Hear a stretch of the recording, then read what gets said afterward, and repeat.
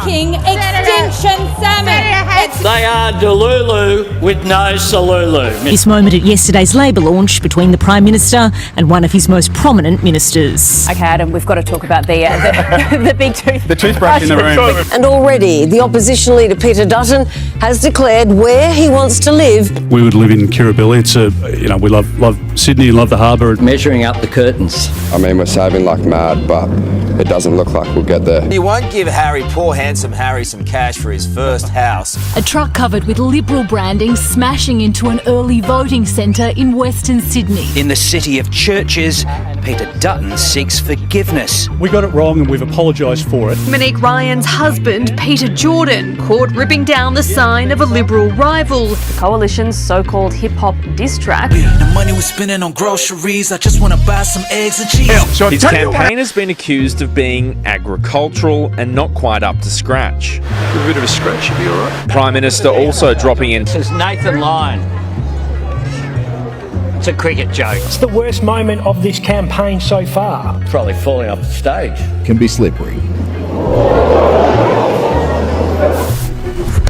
Look at this drop punt. So how bad could it be? Kick it out of the full was what I was the best player. Peter Dutton's media bus stalling in the heart of Sydney. The press pack, press ganged into action. Forget about what you're being told by the ABC and the Guardian and the other hate media. Forget about that. Joe Exotic from the hit series Tiger King. He's also just endorsed you on Instagram. I have a very passionate support for one particular animal, Toto.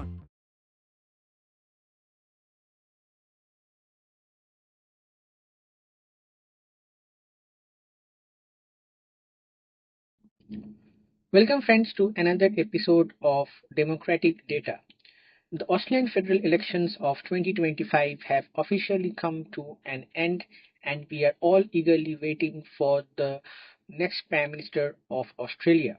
As far as the survey results across all major surveying institutions, it's been said like the Labor is going to form a government for a consecutive term and Anthony Albanese is the most preferred prime ministerial candidate. As we can see, even with this Australian Financial Review survey, Anthony Albanese has gained +3 points since April, whereas Peter Dutton has gone down by the same amount of points.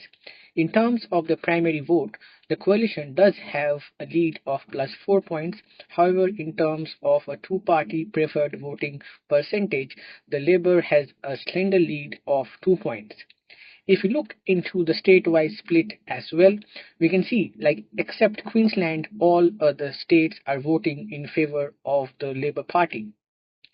If we further focus on the age demographics, it's evident like from the age group of 18 to 49, the people are in preference of the Labor Party, whereas from the age groups of 50 and above, they are voting in favor of the coalition. This election is also significant in another way. This is because this is the first time that the two major parties, their overall voting percentage is at an all-time low of 68.5, which at one point of time in 1951 was at 98%.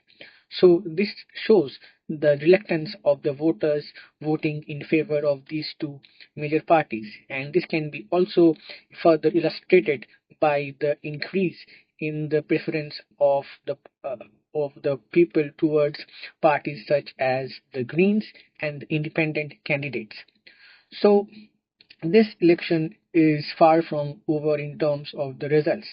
This is because, as I mentioned in my earlier video, Australia has a preferential polling system. So in those seats where the lead of the first primary voting candidate is very slender, these votes which are going to the Greens and the independents can actually be very decisive. So also I would like to further emphasize on the point like these surveys have been done with sample size of around 2,000 people, which might not actually reflect the overall mood of the nation in terms of various other parameters such as households and the cost of living. So there is another question that's going on, that even if the Labour Party comes to power, so will it might not form a majority government by its own. So my question to my viewers would be, do you think like the Labour Party, if it comes to power, will it be able to form a majority, or it will have to form a minority government? So that was all from me in this video. Please do like, share and subscribe my channel. Thank you.